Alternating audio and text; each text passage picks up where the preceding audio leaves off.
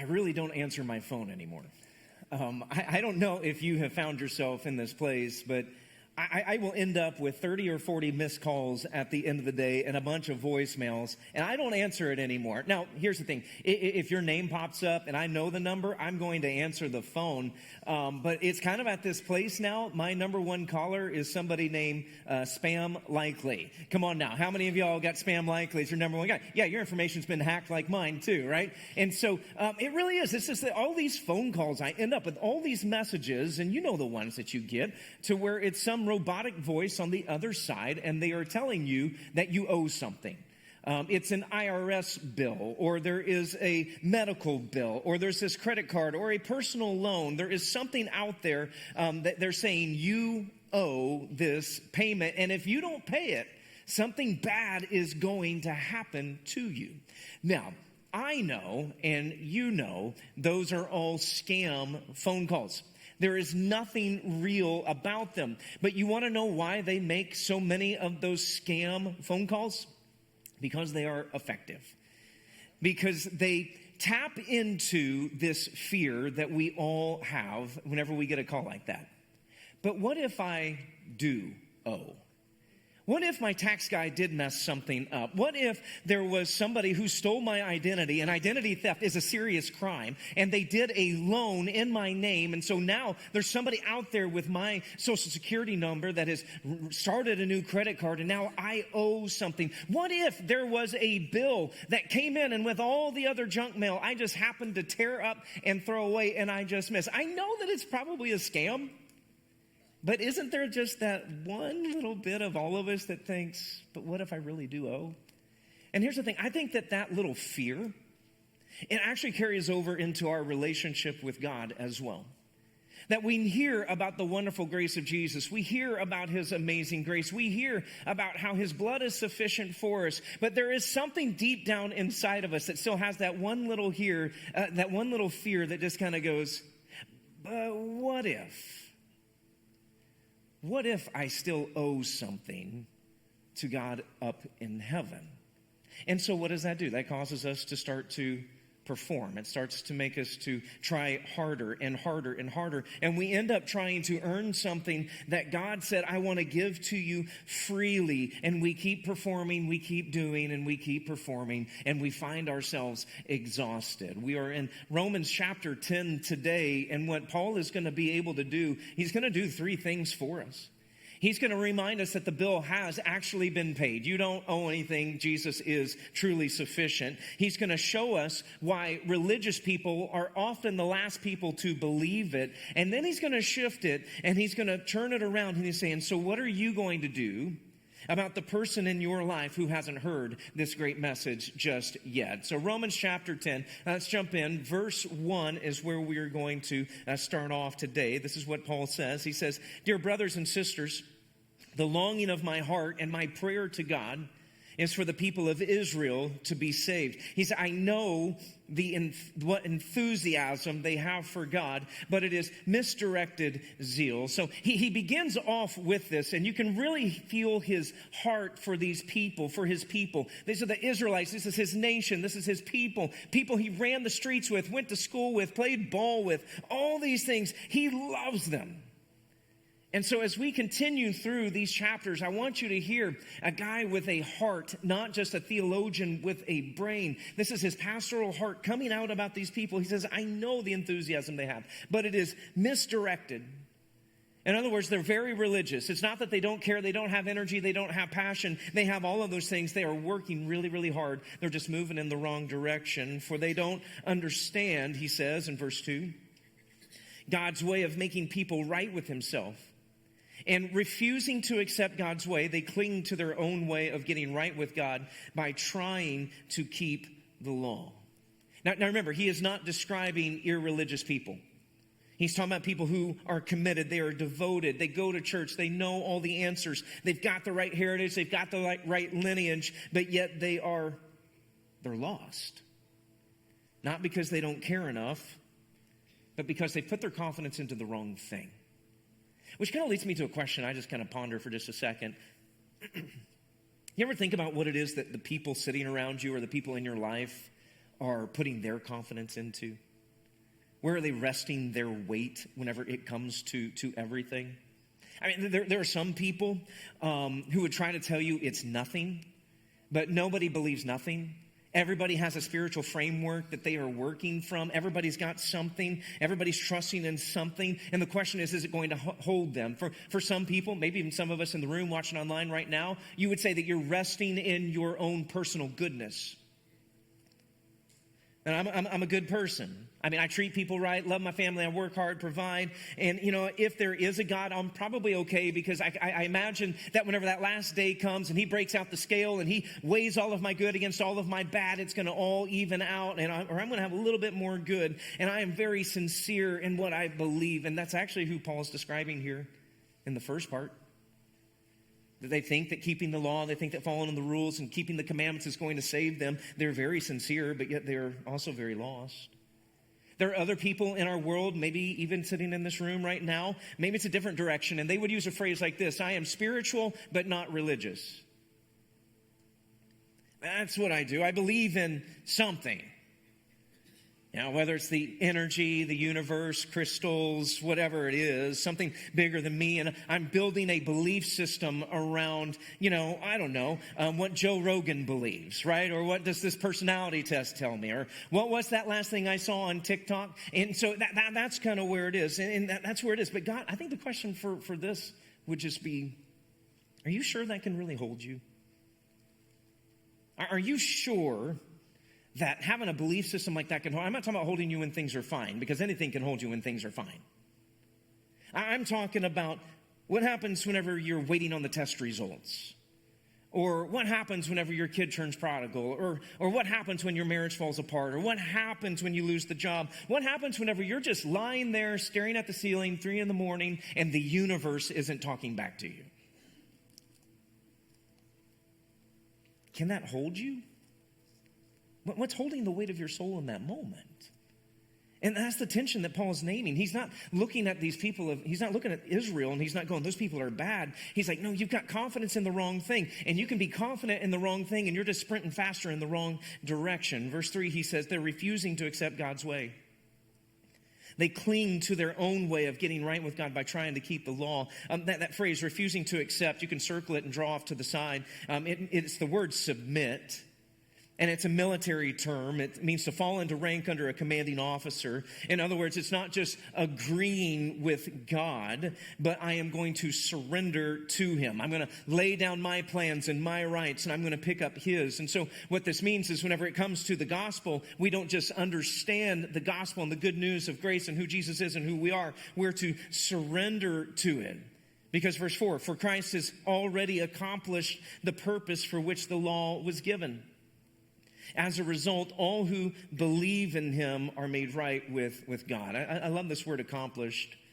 It means the end, it's the completion, it's the goal, it is the termination and the goal at the same time. Here's how my brain works. So I went back in my head to elementary field days. Did you guys have elementary field days? Okay, whenever we did it, we would do races, and there would be heats and all the things that would be going on. In my day, we were still a proper country, and we ran yards, not meters, right? And so we would do the 50-yard dash or the 100-yard dash or the 200-yard dash. And at the end of all those races, there would be a couple of parent volunteers holding a nice string or a piece of tape, and that was the finish line, right? And so whenever you got there, that the goal was to cross the tape, and it was to get through the tape. So at the same time, whenever you hit the tape, the race was over, right? You don't run the 100-meter dash, hit that line, and just go, well, I guess I'm supposed to run another 100 meters. You're like, oh, no, this is the end. And so that's the idea. That is what accomplishes. Whenever it is reached, the race is over. The objective has been achieved. And what Paul is saying is Jesus is the one who hit the finish line. He is the one who ran the race of righteousness. He's the one who crossed the tape. And so this race was never yours to run. It was always his to finish. And so he finished that race to righteousness. You weren't meant to run the race to righteousness. He's like, he accomplished it. And yet every morning, what do so many of us do? We wake up and we think there is a race to righteousness that we have to complete. Did I pray yesterday? Did I read my Bible? Was I kind enough to my wife? Did I give enough this week? Did I lose my temper in traffic? If I did, well, then I guess I'm doing okay with God today. If I didn't, then, man, I got to try harder. And that's that performance treadmill, isn't it? And that is exhausting. And he's saying that Israel is just sprinting on this treadmill with everything they had, and it's leading them into the wrong direction. And so now he's going to shift, and he's going to start to show us two ways of getting right with God. And to begin to that, he goes back to the Old Testament. Look at verse 5. He says, for Moses writes that the law's way of making a person right with God requires obedience to all of its commands. That's the word to circle there, right? It's all of them. Not just the ones you like, not just the ones that fit your personality type, not just the ones that you find easy, all of them. He's like, if you want to be made right through the law, you've got to be obedient to all of them. And we all know how well that goes. It doesn't go. And so now Paul, he's going to do something. He's going to quote 12 Old Testament passages as we read through these next few verses. 12 of them. Now, you and I, we read this in 2026, and we are a little annoyed because Paul's giving us homework. It's like, wait a second, I have to go over here and look to the side and see what that little number or that little letter means. Now I got to go back to the Old Testament and figure out what in the world you're talking about. So we see that as a homework assignment, but the first century Jewish person in the Roman Christian church, they hear it. Here's what they would have done. They wouldn't have heard it as homework or footnotes. They would have heard it as like a movie line was being quoted. Okay, so hang with me for just a second. Any of my Gen X, all kind of things. If you hear your favorite movie line, you know exactly what it comes from, right? So if I get up here and I go, I'll be back, right? How many of y'all know exactly where that comes from, right? You know exactly what we're doing. Or if I go, you can't handle the truth, right? We're like, oh yeah, I got that. Or maybe, how about this? I am Iron Man, right? And so you know where that is coming from. And what that does is that instantly you hear those lines and your mind is taken to that movie. Okay? You hear me yell, you can't handle the truth. You can see Jack Nicholson up there on the stand, and hopefully you can't hear what he said, because he said some things he shouldn't have said at that point. But he just starts going back off on Tom Cruise, doesn't he? That's what he does. You hear me say, I'll be back. You've got Schwarzenegger. You got Terminator ready to go. You can see Robert Downey Jr. saying at the end of the movie, I am Iron Man, in that press conference. Immediately, you go back, you see the scene, you know the emotion, you know the weight. Well, whenever Paul uses these Old Testament quotes, that's what he's doing. He's pulling them back to the story that they know so well. And so he's not trying to win an argument with proof texts going back and forth going, see. He's pulling their heartstrings and saying, no. This is the way the story is always supposed to go. He's like, I want you to feel this. He's like, even Moses was pointing ahead that grace was on the horizon. We're the ones that turned it into a checklist. He's like, see, this is what's going on. He says, but faith's way of getting right with God says, don't say in your heart who will go up to heaven to bring Christ down to earth. And don't say who will go down to the place of the dead to bring Christ back to life again. He's like, you don't have to go anywhere. You don't have to climb to heaven. You don't have to descend to hell. And because finding God doesn't require this massive heroic action. You don't have to storm the castle. You don't have to invade the empire of death, because Jesus already did all of that for you. He did it all. He ascended. He descended by becoming human. He ascended in the resurrection. And so we don't have to ask who is going to do the impossible, because God has already done it. He says this message is close at hand. It's on your lips and in your heart. And that message is the very message about faith that we preach. And what is that message? If you openly declare that Jesus is Lord and believe in your heart that God raised him from the dead, you will be saved. For it is by believing in your heart that you are made right with God, and it is by openly declaring your faith that you are saved. Now, Paul's not giving us a magic formula, but he is helping us see that salvation is going to involve both your heart and your mouth. It's going to take both. There is an internal belief, but it will show up in an external confession. And it's not just about what you feel, but it is about what you will declare. That word declare, it means to say the same thing. It just means that we're going to agree with God. I agree with you, God. I agree with you, God, about who Jesus is, that he is your son, that he was perfect and sinless, that he died on a cross, he was buried in a tomb, and 3 days later he rose from the dead. I agree with you about who he is and what he has done. God, I agree with you about who I am. I am a sinner. I am imperfect. I am unclean. I am in need of your grace. I declare, I agree. This is who you are, and this is who I am. And it doesn't say that you will be saved if you keep all the rules, if you're good enough, if you never mess up. But it says if you believe and you declare. And it's all possible because of what Jesus has done. He says the Jew and the Gentile are the same in this respect. They have the same Lord who gives generously to all who call on him. And now he's going to move into Joel chapter 2. He's going to do a quote, which would have been one of the most beloved passages in the Old Testament for the Jewish person. Joel, I know you all read it this morning in your morning devotions, but I'll just remind you. So Joel is writing in the midst of a plague of locusts. Worship has stopped.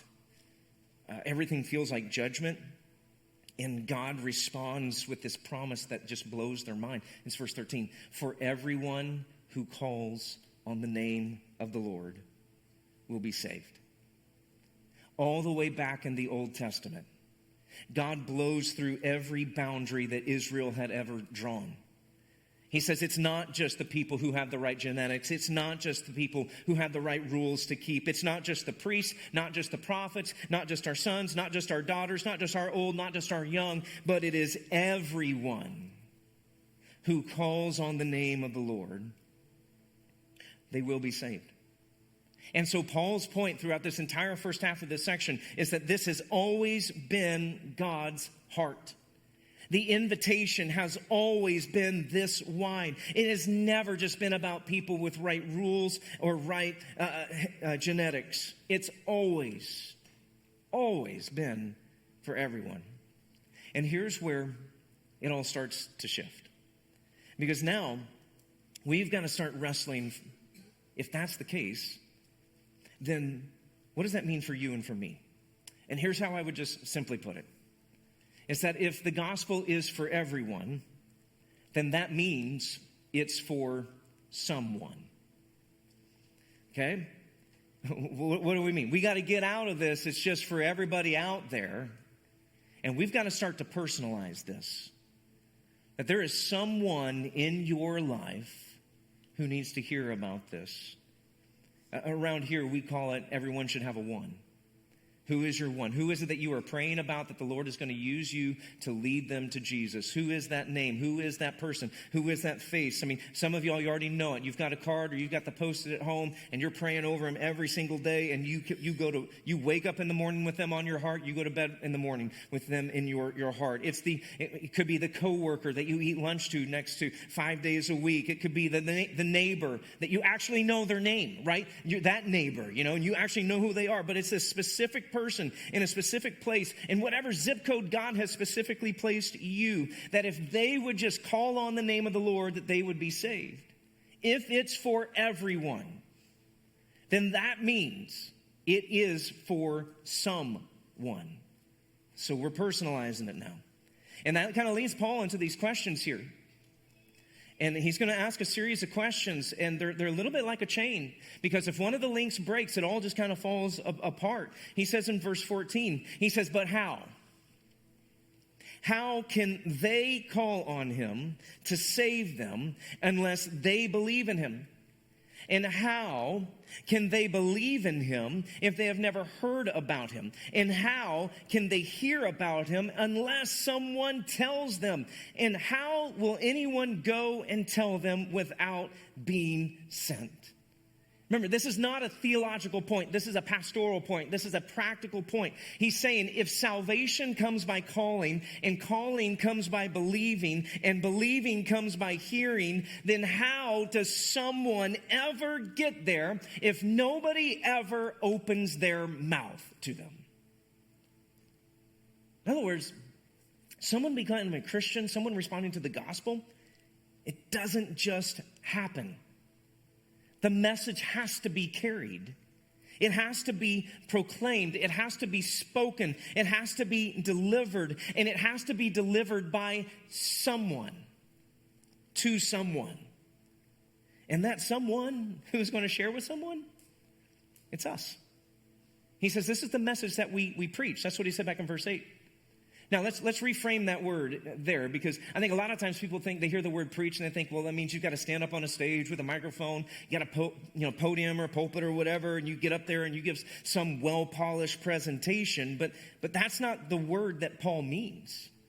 The word that he gives is simply, it means to be a herald. That's it. Think of a town crier.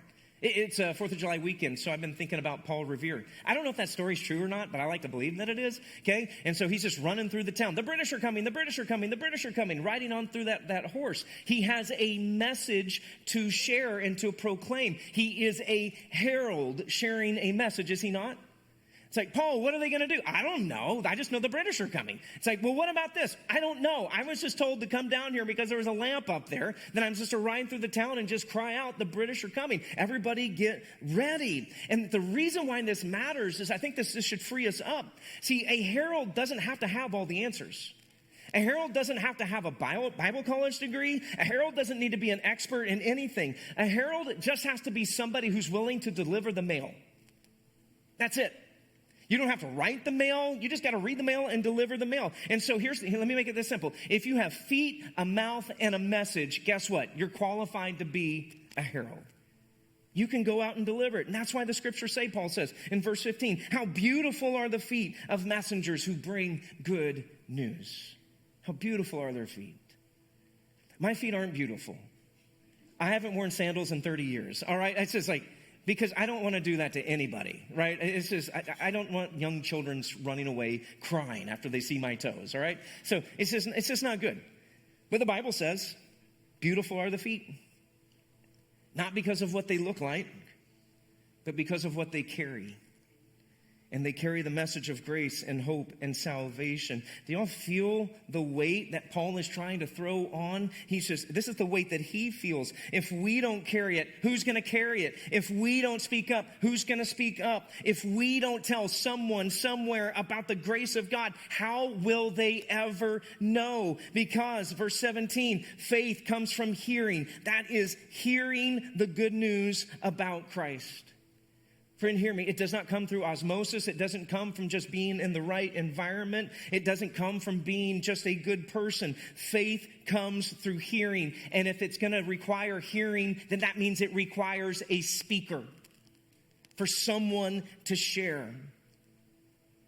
And Paul knows that whenever we go out and we share this message, not everybody's going to want to listen. And that's where he starts to wind this chapter up, as he's going to set us up for chapter 11 and the message that Josh has for us next week. He quotes Isaiah and says, Lord, who has believed our message? Because he knows not everybody's going to receive it. Not everybody's going to respond. That doesn't change our responsibility. But he knows that. But Paul says that Israel did hear. That this message has gone throughout the earth, the world, the words to all the world, and yet not all of them believed. He says, but regarding Israel, in verse 21, all day long I opened my arms to them, but they were disobedient and rebellious. And I think as this chapter comes to a close, that is just such a heartbreaking picture of God holding his arms out all day long to people who just keep walking away from him. And it's not because the message wasn't clear. It's not because the invitation wasn't real. It's because they simply chose not to receive it. And I wonder how many of y'all in this room watching online right now, if that's just not a picture of somebody that you know today. It is your daughter. It is your son. And you trained them up in the way a child should go. And you've had your arms held wide open to them, longing for them to receive what Jesus has for them, and they just keep turning away. It is your spouse, or it is your parent, or it is that coworker that you just have such a great time working with. They're just good people. But yet you know that there is something missing in their life, and it just breaks your heart to know that they have not received the gospel of Jesus Christ. Well, here's what I would just tell you. As big as your heart is for them, God has been holding his arms open to them as well. All day long.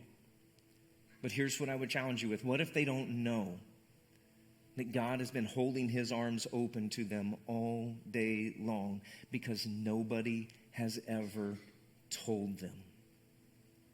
And so here's the thing I just kind of wrestle with. If all of this is a chain, where does the chain stop with me?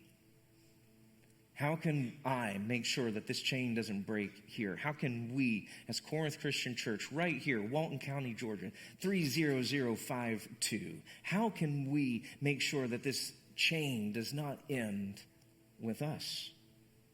Because here's what I know. Somebody shared the gospel with me. And they had the awkward conversation that they were probably nervous to have. They extended the invite to where they didn't know if I was going to say yes or no. They said what they needed to say in the right moment. And somebody did that for you. You didn't just come up with this on your own. Somebody shared the gospel with you, and now you know the truth. And there is someone in your life who doesn't. And that is honestly Romans chapter 10 in 2 sentences. Because here's your bottom line. You cannot earn grace. And you cannot keep it to yourself. It has to be shared. And so today, as we kind of come to a close, I want to talk to a few different groups of folks that are just kind of sitting in our room. Some of y'all, you're sitting in here today and you're on the performance treadmill. You are spinning. You are basing your relationship with God based on how well you are following the rules. And you're exhausted because you just don't know if you earned it enough this week. Friend, Jesus has already crossed the finish line to the race of righteousness for you. You don't have to keep running for righteousness. Just receive. Receive what he's done and rest in it. There's another group of y'all, you have never called on his name. You've been in the room maybe for a day, maybe for weeks, maybe for months, some of y'all maybe years. And you understand and you agree with God intellectually, but there has never been a moment where you have said out loud, where you have moved belief from your head to your mouth, and you've made something public and real. And Paul said that is something that has to take place. And in the New Testament, calling on the name of the Lord, it had a place, it had a moment. It has this moment where it's declared out loud. And for the first Christians in the New Testament, that moment happened in the water. It was baptism. See, baptism was never meant to be this finish line that once we get it done, we've got it checked off. It's like, oh, wow, good, I'm done. No, baptism has always been meant to be this moment where I say, I am calling on his name. I am done trying to do this on my own. I am receiving his grace. And listen, if you have never been baptized into Jesus, never declared him as Lord and Savior of your life, man, do not leave today without talking to one of our prayer partners and making that decision. But for everybody else, if you don't find yourself in those two groups, maybe you've received the gospel, you're a believer. There is one more thing. And I want to tell you a story about a man named Columba. He lived in the 6th century back in Ireland. He was a monk and a scholar, and he just became completely convinced that the gospel was meant to reach the ends of the earth. So it was in the year 563 AD, he and 12 of his buddies, they all fashioned these small little boats, basically just wicker baskets with animal skins, and they pushed off from the coast of Ireland out into the deep water.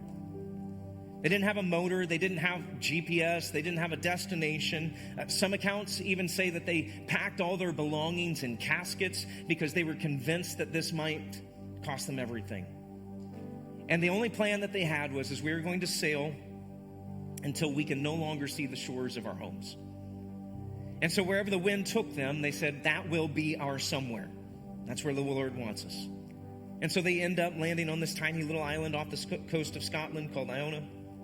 And from that island, missionaries fanned out across Scotland, then into England, then into Europe, and a movement that reshaped a continent started with 12 people in a wicker basket who believed that the good news was worth going anywhere to deliver. Friends, I don't think that God is asking you to get into a wicker basket in the middle of the ocean. But if those 12 were willing to push off from everything familiar toward an island with no name just because Jesus said go and that message is so important, what is our excuse for not opening our mouths to the person that we sit next to at work? Or the person in the group chat? Or even that one that sits across from you at the dining room table? I mean, these guys were willing to cross the Irish Sea. Can we cross the break room? Can we cross the locker room? Can we cross the cafeteria? Can we do that? So here's what I want you to do. I want you to close your eyes because I'm going to lead us through something here. I want you to get a name and a face in your mind right now. This is not people in my neighborhood. This is not people in my school, people at work. A face and a name. One face, one name. Who is it? Your coworker. It's a neighbor. It's a college roommate that you still text with. It could be a son. It could be a daughter. It could be a grandchild. It could be a parent, whatever it is. Who is it that you have in mind right now? Because that name, that face, that is your someone. That's your one. Now, where has God planted you to where you will be in proximity with them? Is it the office? Is it the home? Is it school? Is it the field? Is it the gym? Where is it? Where has God placed you into proximity with them? Because that is your somewhere. So we've got our someone and our somewhere. And here in just a second, I'm going to invite you to stand and I'm going to pray over us, just a prayer of commissioning, because we are all being sent today. Because how will they hear if we don't go? And whenever we're done praying, we're going to worship together. If you need someone to pray with you personally today, our prayer partners will be up front, off to the sides here. So that will be your moment right now. But right now, with your someone and your somewhere in your mind, right now, I want to invite you to stand. Let's stand together. Let's stand. And so here is our prayer. Lord, give us the courage of people willing to get into tiny boats because they believe that the good news was worth going anywhere to deliver. And so, Lord, show us our one. Lord, show us our somewhere. And when the moment comes, give us the words that we need to speak to herald the good news. There is a God. He loves you. His arms are wide open, longing for you to return to him. And Father, help us to remember we are not just receiving grace today. We are being sent with grace today. In Jesus' name.